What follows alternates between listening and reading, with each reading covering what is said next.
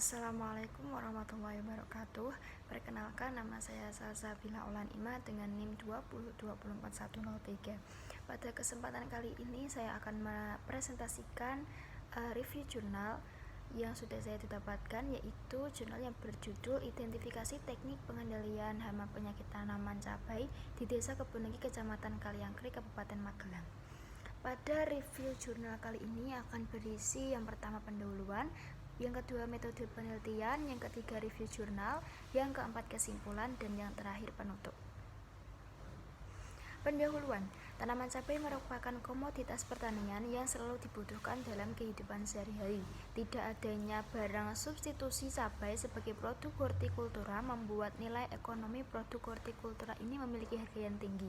Produktivitas setiap tanaman harus tetap terjaga untuk menjaga ketersediaan produk.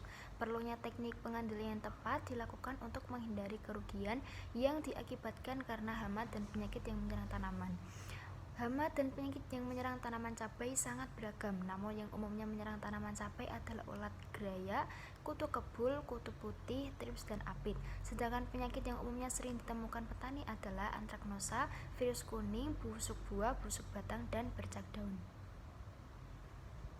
Metode penelitian. Penelitian ini dilaksanakan di Desa Kebun Legi, Kecamatan Kaliangkrik, Kabupaten Magelang pada 7 September 2020 hingga 10 Oktober 2020. Sasarannya yaitu petani cabai di Desa Kebun Legi yang bertujuan untuk mengidentifikasi teknik pengendalian hama dan penyakit yang digunakan. Identifikasi ini dilakukan untuk mengetahui tingkat pengetahuan petani tentang manajemen pengendalian dan penanganan hama penyakit tanaman cabai. Penelitian ini menggunakan jenis penelitian survei dengan metode pengambilan data yang menggunakan kuesioner kepada petani sebagai responden. Selanjutnya, hasil pembahasan. Hasil pembahasan kali ini bahwa mayoritas petani menggunakan teknik pengendalian kimia dan Teknik pengendalian kimia merupakan teknik pengendalian organisme pengganggu tanaman berupa hama dan penyakit yang dikendalikan menggunakan bahan-bahan kimia berupa pestisida. Hasil survei yang dilakukan didapatkan data teknik pengendalian secara hayati dan organik tidak dilakukan oleh petani cabai di wilayah ini. Untuk lebih jelasnya dapat dilihat pada gambar berikut. Hasil dari gambar tersebut adalah bahwa minat serta pengetahuan masyarakat terhadap pengendalian organik dan hayati kurang. Masyarakat berasumsi bahwa pengendalian hama penyakit tanaman adalah penyemprotan pestisida. Hal tersebut menunjukkan bahwa teknik pengendalian hama tanaman belum dikenal oleh petani karena petani masih bergantung pada penggunaan pestisida secara masif. Pengendalian HPT secara organik tidak diterapkan karena lingkungan yang menggunakan pestisida sehingga pengendalian secara organik tidak akan efektif. Teknologi pengendalian hayati di Desa Kebun Legi Kaliangkrik sangat rendah karena kurangnya sosialisasi terkait pengendalian hayati, kurangnya modal, serta kurangnya minat petani. Menurunnya musuh alami suatu hama diakibatkan karena berkurangnya hama sasaran. Berkurangnya sasaran ini karena penggunaan pestisida yang intensif.